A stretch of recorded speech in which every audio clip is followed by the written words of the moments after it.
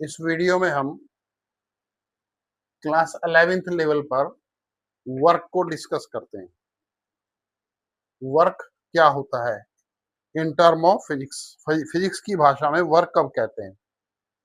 जब किसी ऑब्जेक्ट पर, जब किसी बॉडी पर कोई फोर्स लगता है और वो फोर्स उस बॉडी को डिस्प्लेस कर देता है, एक जगह से दूसरी जगह लेके चले जाता है। जब किसी ऑब्जेक्ट पर हम फोर्स लगाते हैं और वो ऑब्जेक्ट फोर्स के अकॉर्डिंग चला जाता है, तब ये कहते हैं कि उस फोर्स ने उस बॉडी पर वर्क किया। तो वर्क करने के लिए जरूरी क्या हुई बात? एक हुआ फोर्स और एक हुआ चलना, कितना डिस्टेंस चला, कितना डिस्प्लेसमेंट हुआ। ये दो फैक्टर होते हैं मेनली कि वर्क हम कैलकुलेट करें। क्या हुई basically definition of work? When any force is applied on a body and body displaces, then it is said to be work is done. When force is applied on a body and body displaces, then it is said to be work is done by the force. And we calculate by the formula work is equal to force dot displacement. It is the dot product of force and displacement. And as you know, in the vector form, a dot b is ab cos theta. जैसे vector में आपने पढ़ा vector a dot vector b is equal to ab cos theta होता है, वैसे यहाँ पर है। तो w is equal to magnitude of f magnitude of d cos theta। ये magnitude d magnitude of f, ये फॉर्मूला होता है जी वर्क का। सपोज ये हॉरिजॉन्टल सरफेस है और एक ऑब्जेक्ट इसके ऊपर ऐसे रखी है और ये ऑब्जेक्ट डिस्प्लेस होती है, यहां पहुंच जाती है। कितना डिस्प्लेसमेंट हुआ इसका? यहां से यहां तक, इस एज से इस एज तक का डिस्प्लेसमेंट है। कब हुआ? जब मैंने फोर्स इधर को लगाया। क्या फोर्स और डिस्प्लेसमेंट की डायरेक्शन सेम है? आंसर है नो। इनके बीच का कोई एंगल है, ये एंगल है थीटा। ये दिख रहा है आपको?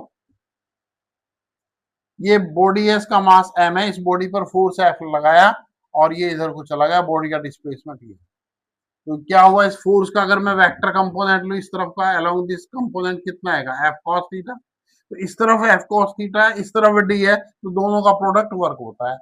देख ले आप यहाँ पर क्या हुआ इसका component F cos theta and displacement कितना d। यही तो है वर्क डन। इसको ऐसे लिखते हैं, ऐसे लिखते हैं। SI यूनिट देखें इसकी क्या होती है? SI यूनिट फोर्स की यूनिट होती है newton. Force is in newton, D is in metre and cos theta unitless. तो न्यूटन मीटर, न्यूटन मीटर को बोलते हैं joule, JOUL, joule. Newton metre और joule is the unit of work. और CGS unit, इसकी CGS unit क्या होगी? Force की यूनिट होती है डाइन और डिस्टेंस की यूनिट होती है सेंटीमीटर। डाइन सेंटीमीटर का मल्टीपल बोलते हैं अर्ग, ERG, अर्ग, ERG। तो ये ऐसा यूनिट है 1 जूल और CGS यूनिट है अर्ग। इनमें भी रिलेशन है, 1 जूल इज इक्वल टू 10 की पावर 7 अर्ग होता है। 1 जूल इक्वल टू 10 की पावर 7 अर्ग। यहाँ पर आपने किसका कंपोनेंट लिया था? F का कंपोनेंट लिया था, यह है F cos theta into d।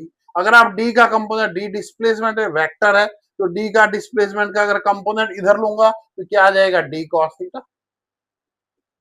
Agreed और नॉट? इस डिस्प्लेसमेंट का इस तरफ कंपोनेंट क्या आएगा? d cos theta. और इधर फोर्स कितना है? F। तो आप इसको ले लो चाहे इसको ले लो, मीनिंग एक ही होती है।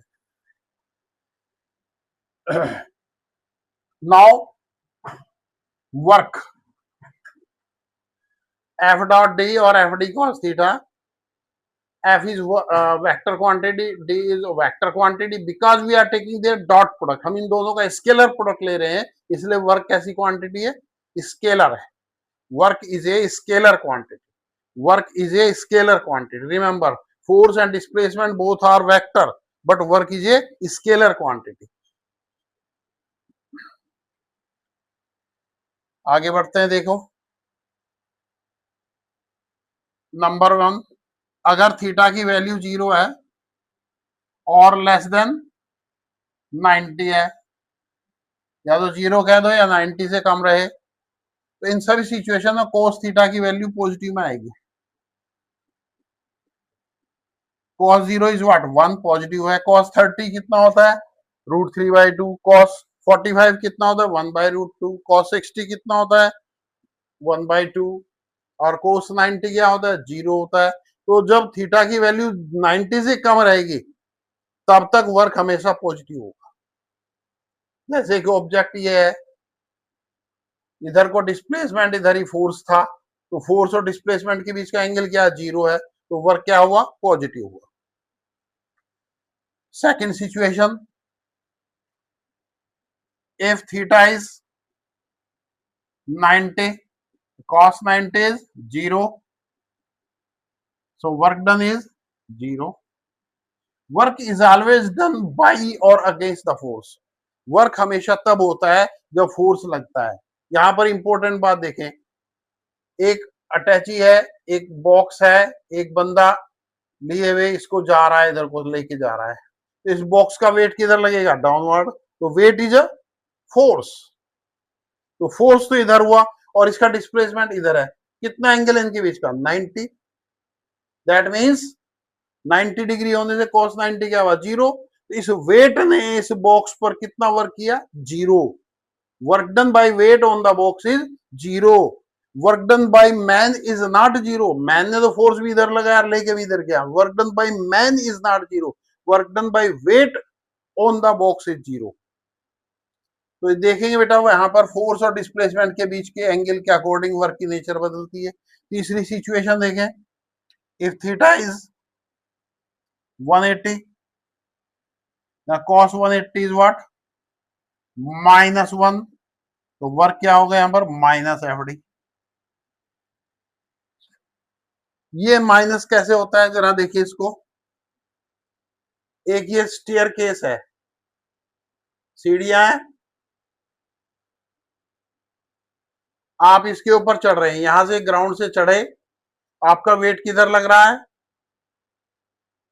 आपका वेट किधर लगेगा नीचे, और चढ़ किधर है आप ऊपर, तो फोर्स किधर है डाउनवर्ड, डिस्प्लेसमेंट किधर है अपवर्ड, फोर्स किधर है डाउनवर्ड, वेट किधर डाउनवर्ड, और आपका डिस्प्लेसमेंट किधर अपवर्ड। तो एंगल क्या है इन दोनों के बीच का 180। cos 180 कितना होता है -1, तो वर्क डन क्या होगा नेगेटिव। तो इसका मतलब आप वर्क कर रहे हो इस ग्रेविटेशनल फोर्स के अगेंस्ट, इसको बोलते हैं work is done against gravity. Work is done against gravity. एक सिचुएशन और देखें, कोई छोटी कार है, ये कार इस डायरेक्शन में चली जा रही है, इसकी मोशन इधर को है कार की, आपने क्या किया पीछे से इसे पकड़ लिया यहां से और इसे अपनी तरफ खींच रहे हैं। क्या आप रोक पाएंगे कार को? नहीं रोक पाएंगे, बट कार इधर ही चलती रहेगी। कार का डिस्प्लेसमेंट इधर ही है, कार का डिस्प्लेसमेंट इधर ही है और फोर्स इधर लगाया, तो आपने फोर्स की जो डायरेक्शन है डिस्प्लेसमेंट के अपोजिट हुई ना, तो यहाँ पर आपने जो वर्क किया कार पर वो नेगेटिव है। वर्क डन बाय यू, क्योंकि ये फोर्स आपने लगाया है। तो फोर्स और डिस्प्लेसमेंट की डायरेक्शन देखने, वर्क किससे हो रहा है, किसके अगेंस्ट हो रहा है। तो ये यहाँ पर वर्क हुआ अगेंस्ट ग्रेविटी और यहाँ पर वर्क डन हुआ अगेंस्ट यू। तो वर्क में भी पॉजिटिव, वर्क में भी नेगेटिव एंड वर्क में भी 0, depending upon the angle between the force and displacement. Force and displacement के बीच के एंगल के अकॉर्डिंग वर्क की नेचर बदलती रहती है, चेंज होती रहती है। अब लिखते हैं, देखते हैं आगे, work done by constant force. क्योंकि फोर्स जो है दो तरह के होते हैं, एक कांस्टेंट फोर्स है और एक वेरिएबल फोर्स है। वेरिएबल फोर्स बाद में देखते हैं, कांस्टेंट फोर्स देखते हैं। Work done by constant force, अगर हम work done by constant force निकाला, ग्राफ प्लॉट करें, इस तरफ फोर्स है और इस तरफ डिस्प्लेसमेंट है, ये डिस्प्लेसमेंट है और इस तरफ फोर्स है, तो ग्राफ कैसा आएगा कांस्टेंट फोर्स है। दैट मींस फोर्स डिस्प्लेसमेंट के साथ साथ चेंज नहीं हो रहा, डिस्प्लेसमेंट के साथ साथ फोर्स चेंज नहीं हो रहा, तो ये ग्राफ ऐसे आएगा। ये ऊपर की तरफ है तो पॉजिटिव वर्क है, अगर नेगेटिव वर्क होता तो ये ग्राफ ऐसे आता नीचे, ये नेगेटिव वर्क आएगा इसमें। हम यहाँ पर पॉजिटिव वर्क ले रहे हैं, कांस्टेंट वर्क ले रहे हैं, कांस्टेंट फोर्स से। तो ये जब ग्राफ ऐसे आया तो बॉडी जो है यहाँ से कहाँ से x1 से कहाँ तक डिस्प्लेस हुई, x2 तक। यहाँ से यहाँ तक वर्क निकालना, x1 से x2 तक डिस्प्लेस करने में कितना वर्क करना पड़ा, तो इसके लिए क्या करेंगे, x1 से नॉर्मल उठाएंगे, x2 से नॉर्मल उठाएंगे, और ये पॉइंट हुआ A, ये हुआ B, ये हुआ C, ये हुआ D, और ये एरिया कैलकुलेट कर देंगे। So work done by constant force क्या हुआ जी, area of ABCD, and it is a rectangle, और रेक्टेंगल का एरिया क्या होगा, AD multiplied by DC। WAD is how much force, F, AD force है, और DC क्या है, DC, तो OC माइनस OD, DC, तो इस पूरे में से इसको माइनस कर देंगे तो ये बचेगा, तो ये पूरा कितना है OC, और ये कितना है OD, तो ये आ जाए work done is what, F as it is, OC कितना है जी x2, और OD कितना है जी x1, ये आ गया जी work done by constant force.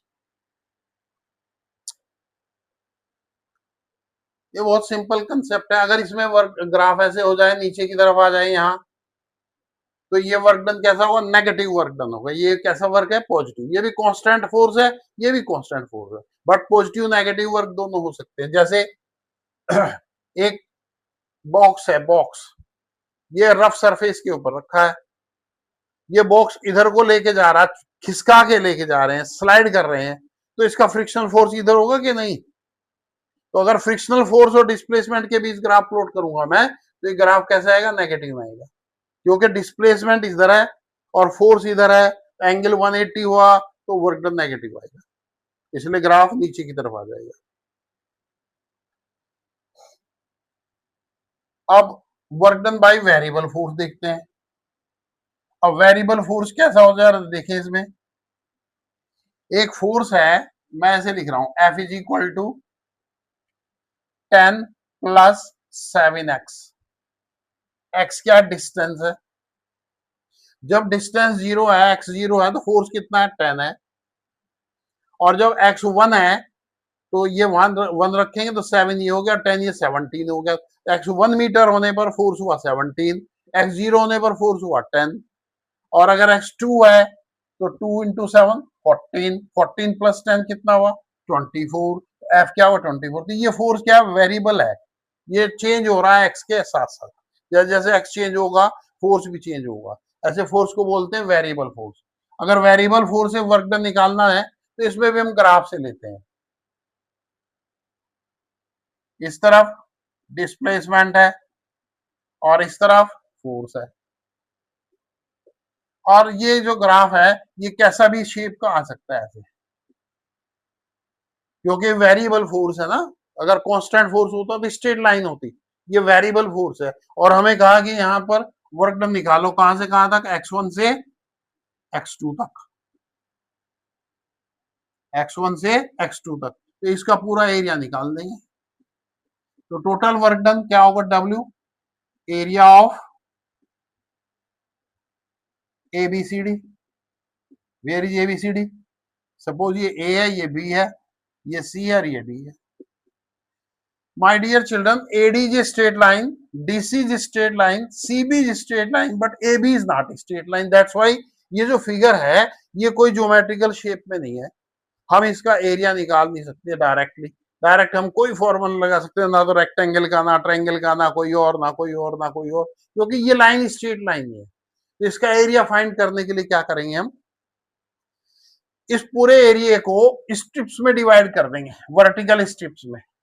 To find the whole area, we shall dividing the whole area into the small strips. ये strips है,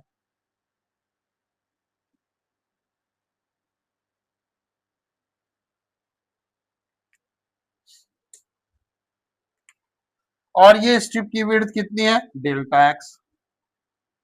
एक स्ट्रिप का एरिया निकालेंगे, दूसरी का निकालेंगे, तीसरी का निकालेंगे, चौथी का, पांचवी का, छठी का, सबका एरिया निकालेंगे स्ट्रिप का, और उन सब स्ट्रिप के एरिया को प्लस कर देंगे तो टोटल एरिया आ जाएगा। तो इस स्ट्रिप में छोटा सा एरिया अगर हम देखें तो डेल्टा डब्ल्यू, डेल्टा डब्ल्यू कितना होगा इसका, ये पॉइंट है ए डैश, ये पॉइंट है इसका बी डैश, ये पॉइंट है इसका सी डैश, ये पॉइंट है डी डैश। तो ए डैश डी डैश की वैल्यू क्या हुई इसके अकॉर्डिंग, यहां पर ये फोर्स है, तो ए डैश डी डैश